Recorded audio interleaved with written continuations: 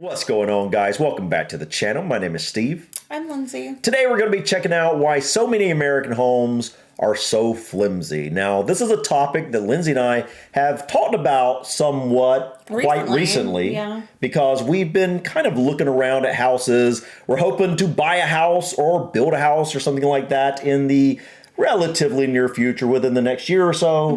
And so this is a topic that we thought would be fun to explore, not only because we want to find out why they're so flimsy, but we want to find out how they compare to houses in the UK and Europe in general specifically, or maybe worldwide. Yeah, because to be honest, the whole thing that sparked this thought process was we saw a picture online that showed how, was it homes prior to 1960 maybe? 1940, 1960, somewhere around there. Yeah, probably 1960s. Were all built with true hardwood, like aged...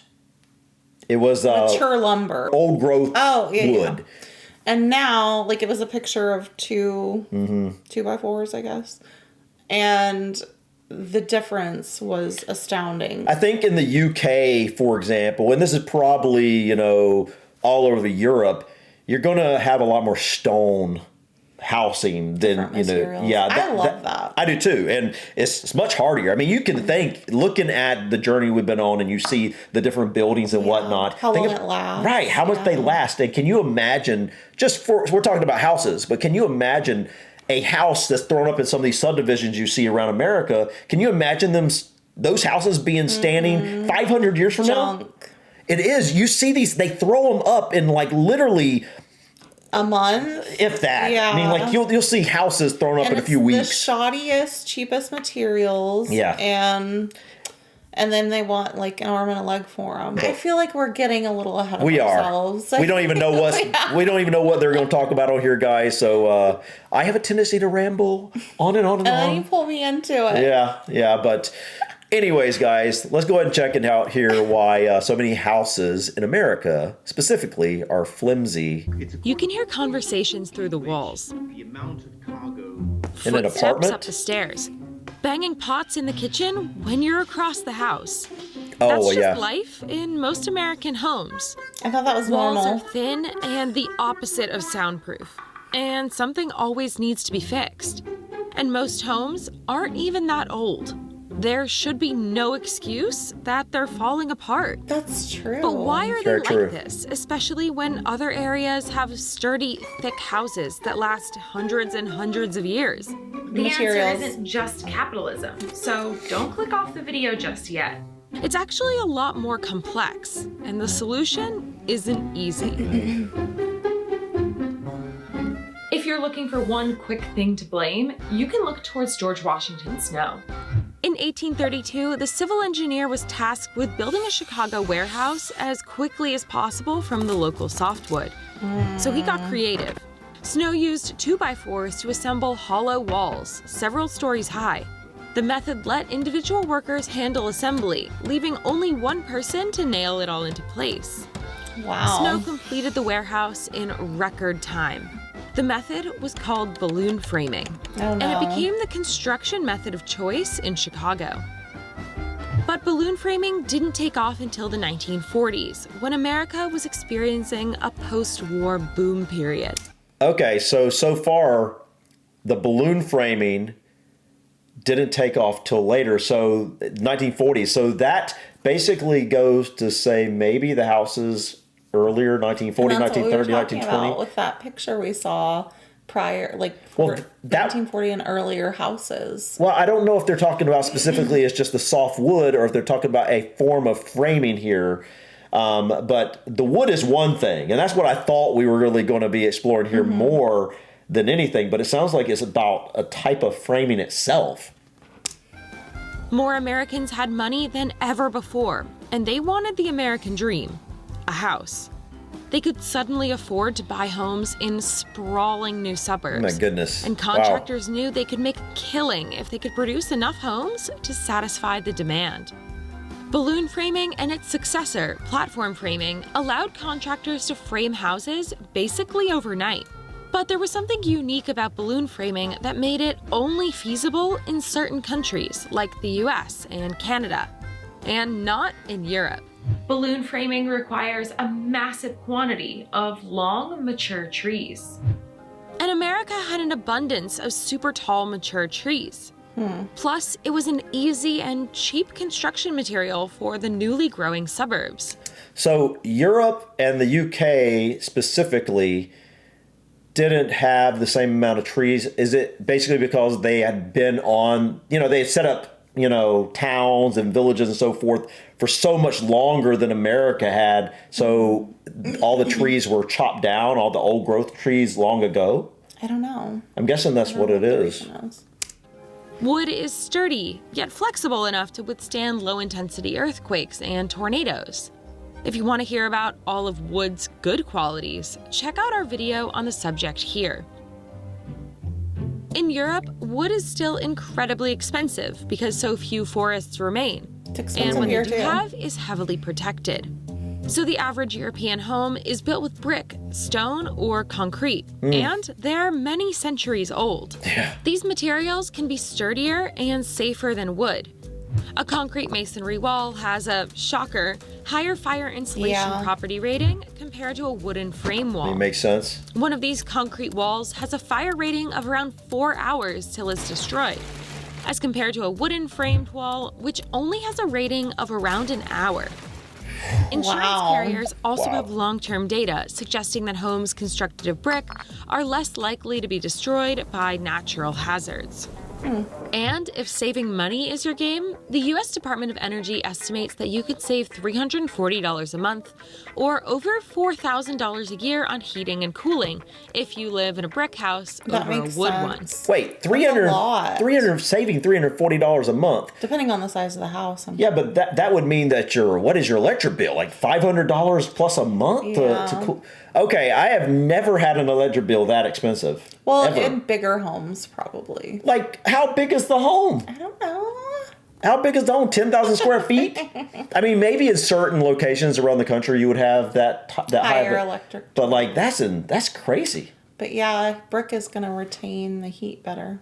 Yeah, but it's interesting. When I see a brick house, I always want to paint it white or some other color. I love painted brick. Yeah, painted brick looks so much better than just the plain brick. I don't like the red. Yeah. It's estimated that losses from wildfires have added up to $5.1 billion over the past 10 years, a number made even more bloated by all the wood-framed houses. Now, to be clear, wood isn't necessarily a bad building material. I mean, take a look at the Fairbanks house in Dedham, Massachusetts. It's been standing since 1637. Wow. But in general, wood is harder to maintain. In fact, without maintenance, many houses won't make it to 30 years. And to many 30 Americans, years? that's just the right amount of time. The U.S. Census says that the average American moves houses 11 times in their lifetime. That figure across 16 European countries? About 4 times. Whoa. That's a crazy difference. 11 point something versus 4? I mean, like, I guess you stay in a house until you're like 17, 18, whatever it is that Not you leave. necessarily buying a home, though. They're saying Imagine moving. buying a house 11 times. I don't think that's what they're talking about. I think they're talking about moving. Different apartments or... But I'm sitting there thinking, okay, so like, say the average European, you would stay in the same home maybe your entire childhood, and then 18 or so you move out to like go to college or whatever you're doing. You stay somewhere for a couple of years, and then maybe you move into an apartment or something after that, job, and then you buy a get your house, and then you stay there forever. I guess is what. But here, 11 point. I don't know. We've moved a lot. We have moved a lot.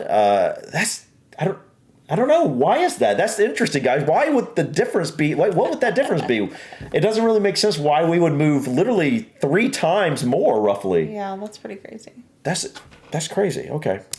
Since Americans are constantly moving their homes, they don't need them to last as long. They expect a semi-new home wherever they go because with the increased owner turnover, regular maintenance isn't normally done. Okay. Oh my I'm sorry to pause again. I just want to say I don't understand that mindset. Me either. Like, just because if I was going to move, I don't want a house that's going to, it's going to fall in 30 years, but I'm moving in 10 years. So, like, that don't make sense. The main key point here, though, is that most people don't maintain their homes. Right. So they just would rather move than fix something or upkeep something. Man, I don't get that. That is eye-opening because when we buy a I don't want to do that. No. Oh, my goodness.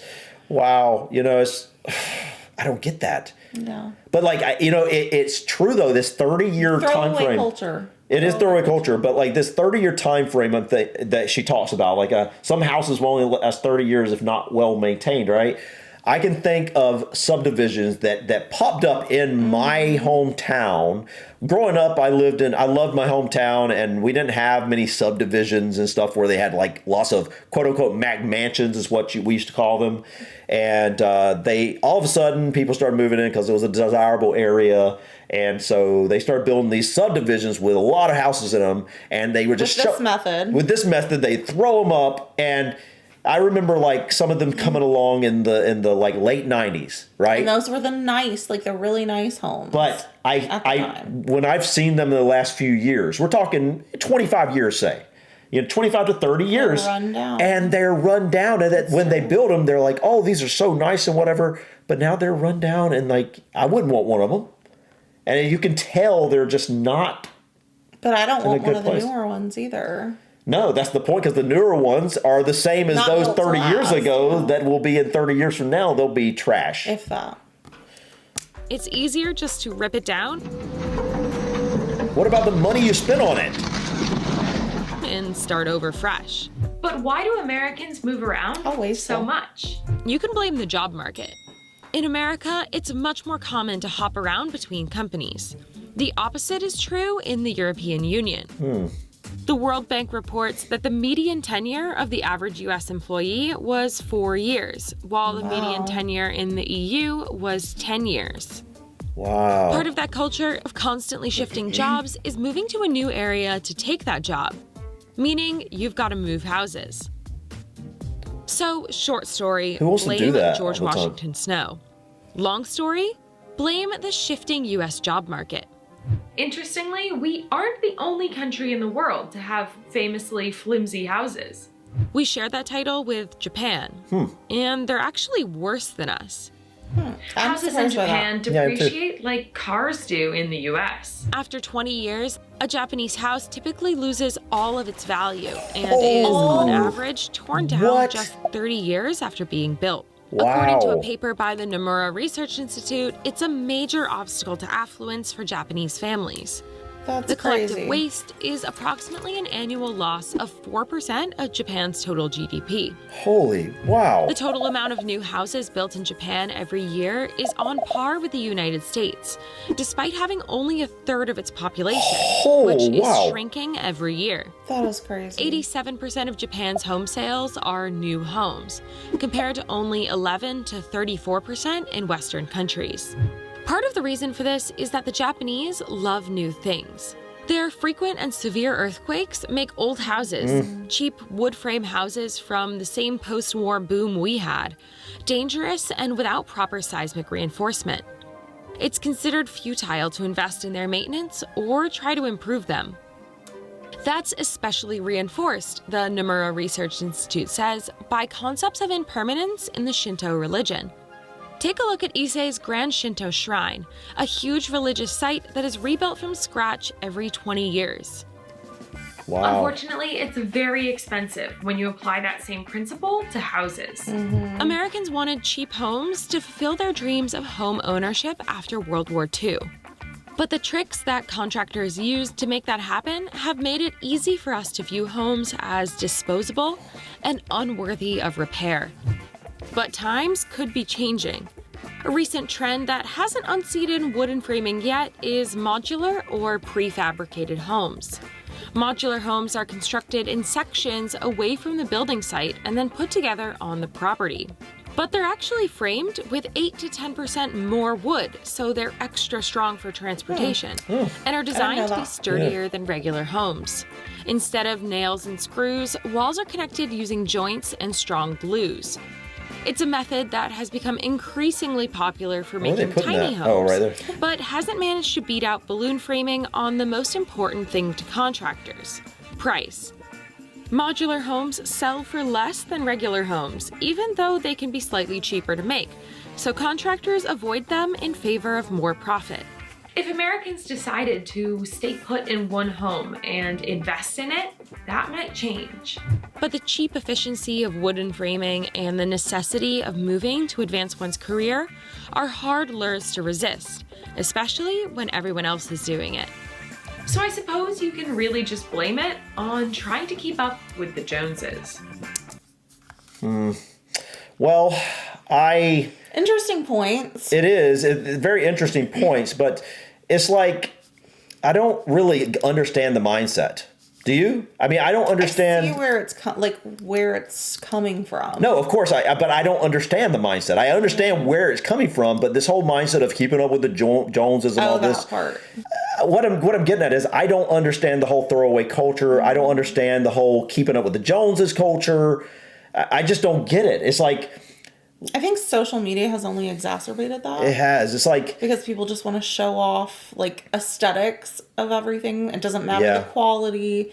It's, the newest, the best. Unfortunately, we didn't buy a house in 2019 or 2020 when the market was good and housing prices were at a good place. Really inflated so much. Yeah, I mean, like it's practically doubled.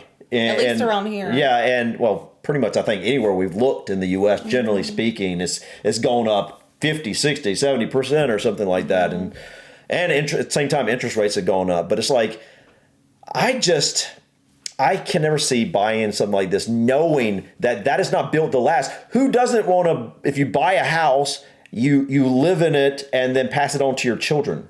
Like, I mean, plenty of people like us, but I don't get it. I don't get it. You're going to throw hundreds of thousands of dollars away over the course of this loan once you pay it off, and then it may not even be there in 50, 60, 70 years. Like, I don't know. Depressing. Yeah, it really is. And not to mention when you take all those houses and you realize how much material, how many trees had to be cut down just to build all these houses that just get tossed out. Hopefully a lot of the lumber may get recycled or something. I don't know. But I'm surprised that the type of wood, the old growth wood versus the new soft wood, wasn't really touched on more in here. Yeah, I am too. When I went in this, I thought that was going to be more about like the materials, not the framing, but this was mostly about the framing, surprisingly. Yeah, but it did say the method that George Washington Snow guy created, the balloon framing, used young softwood. Yeah. Guys, this was very interesting, eye-opening in many ways. I'd love to explore the housing of the UK and Europe in general, and really see the methods of building, specifically today. Building method differences. Yeah, that'd be interesting. I'm curious if you guys actually are noticing more of the shoddy, fast, cheap material houses being thrown up. Suburban neighborhoods being developed. And obviously, new houses are always being developed, but what are the methods being used? Considering that, obviously, even as she just said, in Europe and the UK in general, you guys generally don't have as many trees available to use. The wood is a lot more expensive. Use more, stone and concrete and materials like that. I'm wondering how the building methods stack up in modern houses. We know how the building methods stack up with older houses in the UK. I mean, they're standing for hundreds of years. Same in Europe, all over.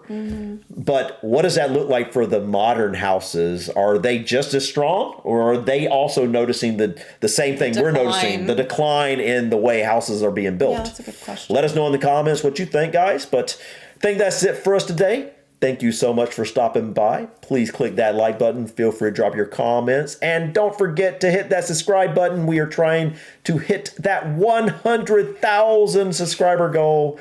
We are slowly but surely getting on up there. We appreciate each and every one of you. Thank you so much. Until next time, guys. Peace.